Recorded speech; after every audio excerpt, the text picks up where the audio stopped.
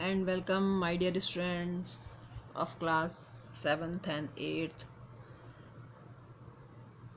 In this video I am going to teach you future indefinite tense.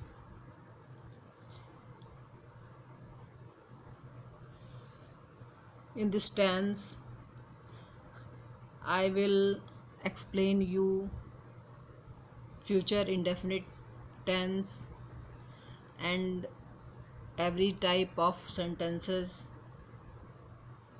to help you fully understand. So if you are ready, let's begin. तो बेटा आज हम start करेंगे अपना new chapter future indefinite tense, यानी tense के अब हम थर्ड स्टेप पर हैं। जैसे फर्स्ट स्टेप इसका प्रेजेंट था, सेकंड पास्ट था, देन थर्ड इसका फ्यूचर का आज हमने फर्स्ट टेंस लिया है, फ्यूचर इंडेफिनिट टेंस। तो जैसे इंडेफिनिट मीन्स होता है अनिश्चित, मतलब सर्टेनिटी नहीं रहती किसी भी वर्क की। सो फ्यूचर इंडेफिनिट टेंस का मतलब होता है फ्यूचर, जैसे आपको पता है भविष्य, इंडेफिनिट मतलब अनिश्चित, टेंस मतलब काल, यानी भविष्य का अनिश्चित काल। अब अगर इसको मैं इस ढंग से कहूँ कि फ्यूचर इंडेफिनिट में कोई भी काम या कोई भी जो घटना होती है वो तब तक हुई नहीं रहती है, जब हम बात कर रहे होते हैं तब तक हुई नहीं रहती है, बट फ्यूचर में उसके होने के चांसेस होते हैं। वो क्या होती है? Future indefinite. फॉर एग्ज़ाम्पल जैसे कि आप कहते हो मैं कल स्कूल जाऊंगा, तो अभी तक आप स्कूल गए नहीं हो, बट ऐसी पॉसिबिलिटीज़ हैं कि आप कल स्कूल जाओगे। तो मैं कल स्कूल जाऊंगा या आप कल स्कूल जाओगे, तो इसकी जो आइडेंटिफिकेशन है वो भी ग, गी, गे, इन्हीं वर्डों से जो है वो क्लेरिफाई होती है। अब अगर इसको हम इस तरीके से डिफाइन करें, that future indefinite indicates that an action और occurrence has not happened yet and will take place at some point in the future। यानी फ्यूचर इंडेफिनिट टेंस इंडिकेट करता है कोई भी एक्शन या occurrence has not happened yet, जो अभी तक घटित नहीं हुआ है। कोई भी वर्क, कोई भी एक्शन या घटना घटित नहीं हुई है अभी तक, and will take place at some point in the future, but future में वो घटने वाली है। यही हमारा फ्यूचर इंडेफिनिट टेंस कहलाता है। ठीक है, तो अभी जैसे मैंने आपको बताया था कि मैं कल स्कूल जाऊंगा, ग वर्ड जो आ रहा है, गी, गे, गा, यही जो हैं वो इसकी क्या होती हैं? आइडेंटिफिकेशन होती हैं। इसमें हेल्पिंग वर्ब जो यूज़ होती हैं वो विल और शैल होती हैं। अब आई और वी के साथ हमको शैल का यूज़ करना है, और ही, शी, इट, दे, यू, इनके साथ हमको विल का यूज़ करना है। ठीक है, इसमें थोड़ा सा चेंजेस हैं। यहाँ एक चीज़ मैं और आपसे बताना चाहूँगी, अगर किसी सेंटेंस में कोई थ्रेड या किसी भी चीज़ की कोई भी चीज़ कंपलसरी आ जाए, तो वहाँ आपको ये चेंज कर देना है, यानी आई, वी के साथ विल का यूज़ कर देना है, और ही, शी, इट, दे, यू के साथ शैल का यूज़ करना। लेकिन तब जब कि वो मतलब अवश्य वर्ड बीच में आए सेंटेंस के, या जैसे मैंने इसकी हिंदी देखी ऊपर लिखी है, यदि किसी अनिवार्यता यानी कोई ज़रूरी चीज़, बाध्यता तथा धमकी का बोध हो तो, या किसी वाक्य में अवश्य आए, तो हमको क्या करना है? आई, वी के साथ विल का यूज़ करना है, और ही, शी, इट, दे, यू के साथ शैल का यूज़ करना है। ठीक है, इसका स्ट्रक्चर देखिए। सब्जेक्ट, जैसा कि आपको पता है कि सेंटेंस बनाने से पहले हमको सबसे पहले फोकस किस पे करना है? सब्जेक्ट पर, कि हमारा सब्जेक्ट सिंगुलर है या प्लूरल है, और क्योंकि उसी के अकॉर्डिंग हमको हेल्पिंग वर्ब यूज़ करनी रहती है। तो सबसे पहले सब्जेक्ट, फिर विल और शैल में हेल्पिंग वर्ब जो लगेगी वो यूज़ करना है, वर्ब की फर्स्ट फॉर्म प्लस ऑब्जेक्ट, ये इसका स्ट्रक्चर है, इसके अकॉर्डिंग हमको सेंटेंस बनाने हैं।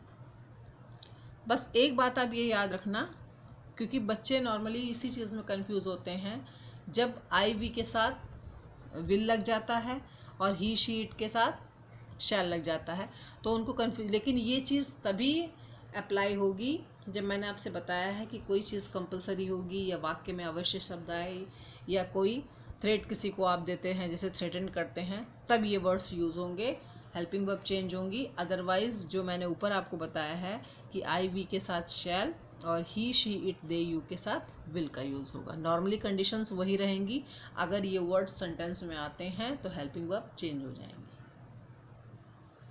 अब हम आते हैं अफर्मेटिव सेंटेंस पर। अफर्मेटिव जैसे सिंपल सेंटेंस, उसका स्ट्रक्चर देखिए, subject plus will shall plus verb की first form plus object.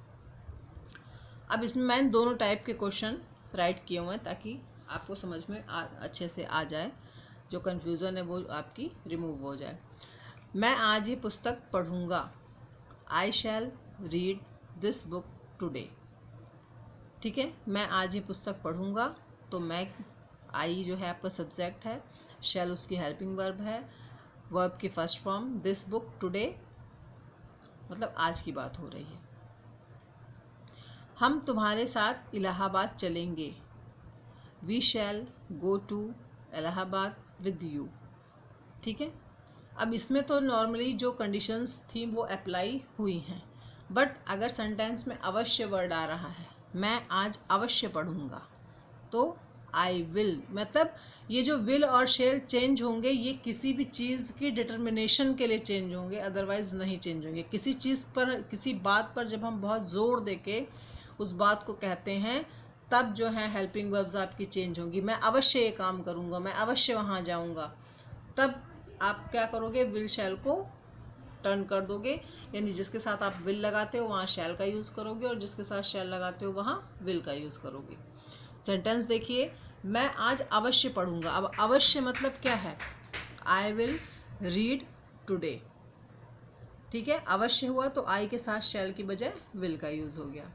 Next है, हम तुम्हारी सहायता अवश्य करेंगे, तो वी के साथ शैल होना चाहिए था, बट अवश्य वर्ड आ रहा है, यानी डिटर्मिनेशन है यहाँ पे कि मतलब हम ये काम मस्ट करेंगे, ज़रूर करेंगे, तो वी विल हेल्प यू। ठीक है, आई थिंक कि आपकी जो कन्फ्यूज़न है वो दूर हो गई होगी। नहीं, अगर थोड़ा सा आपको डिस्टर्बेंस होगा तो आप ये जो रूल्स हैं इसको एक बार फिर से रीड कर लीजिएगा। नेक्स्ट है आपका निगेटिव सेंटेंस। निगेटिव मीन्स नकारात्मक, मतलब जिसमें नहीं शब्द आता है। एक होता है कि आप कहते हो मैं ये काम करूँगा, दूसरे में आप कहते हो मैं ये काम नहीं करूँगा। तो जिस सेंटेंस में नहीं शब्द का यूज़ होता है वो हमारे निगेटिव सेंटेंस होते हैं, या हिंदी में हम उन्हें नकारात्मक वाक्य कहते हैं।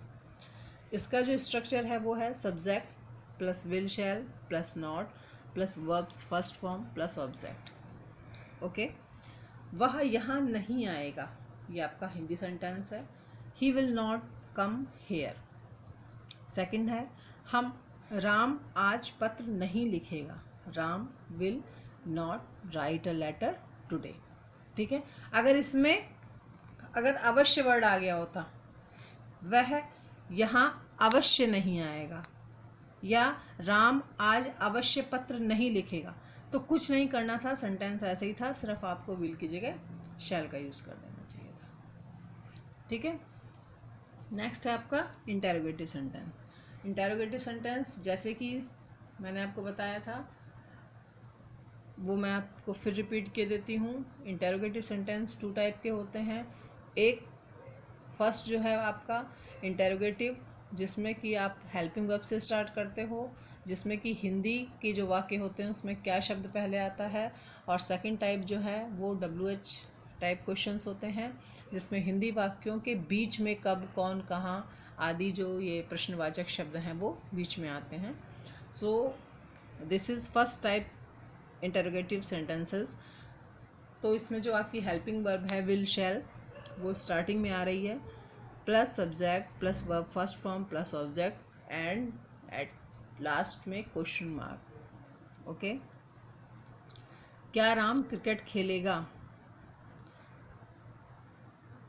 Will Ram play cricket.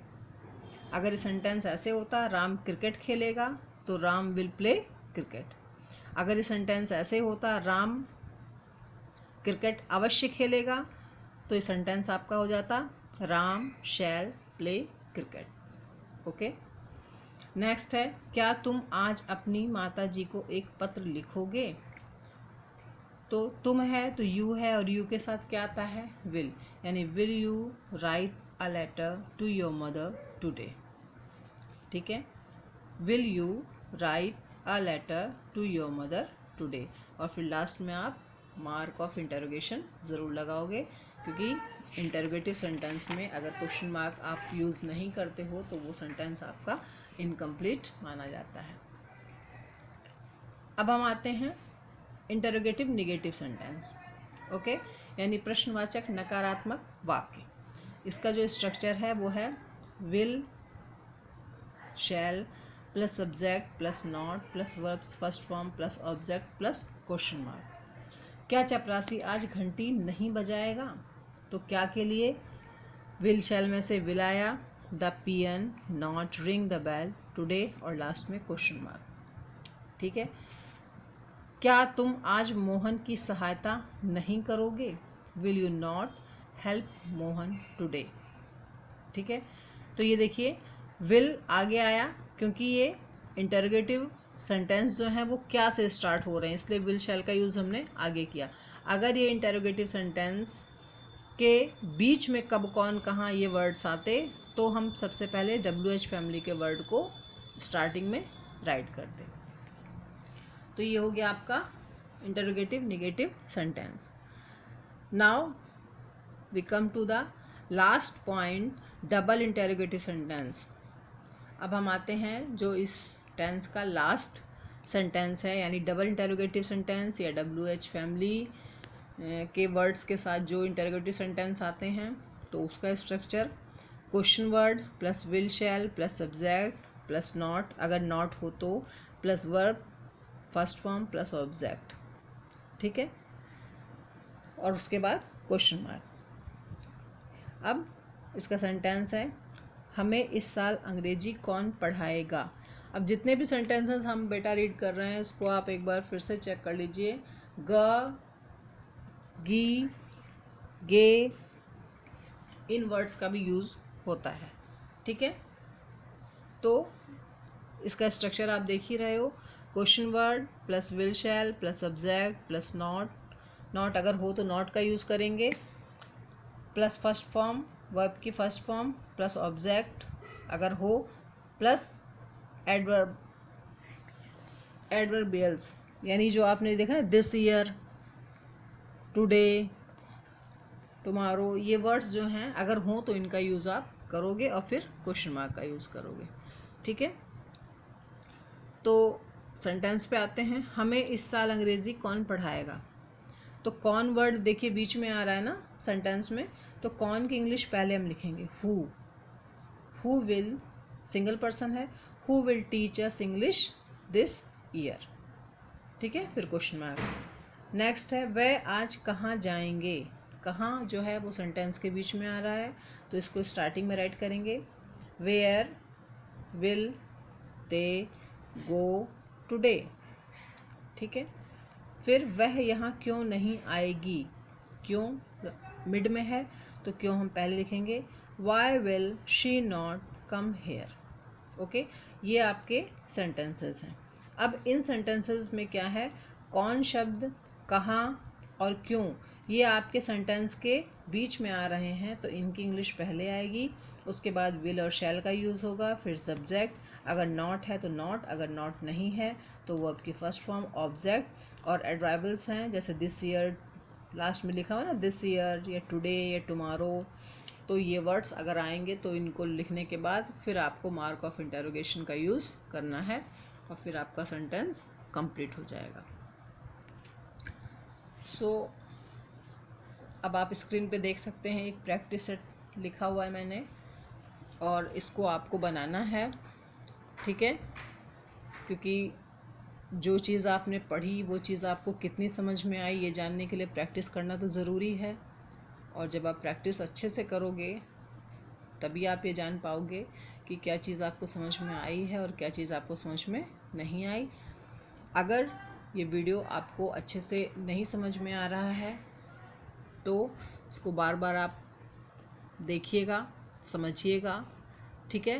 क्योंकि ग्रामर टफ ज़रूर है बट इम्पॉसिबल नहीं है। ऐसा नहीं हो सकता कि आपको नहीं आएगी। हाँ, थोड़ा देर में आए, ये भले हो सकता है कि थोड़ा सा आपके कैचिंग में थोड़ा सा जो है मिसअंडरस्टैंडिंग्स हों या थोड़ा सा आप कंफ्यूजन में हो, बट कोई भी चीज़ इम्पॉसिबल नहीं होती है। अगर ये चीज़ आप अपने मन में थोड़ा सा, आपकी विल पावर स्ट्रांग है तो आई थिंक आप इसको इजीली बना लोगे।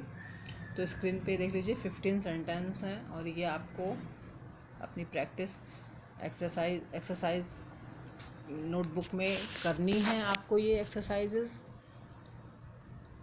और ताकि आपकी जो प्रैक्टिस है वो अच्छे से हो सके और आपके टेंस जो हैं वो धीरे धीरे फिनिश होते जा रहे हैं। आपके थ्री टेंसेज और बचे हैं, future continuous, future perfect and future perfect continuous. तो आई होप कि मैं वो टेंसेस भी आपके जल्दी ही उनके भी वीडियोस आप तक पहुंचा दूंगी। सो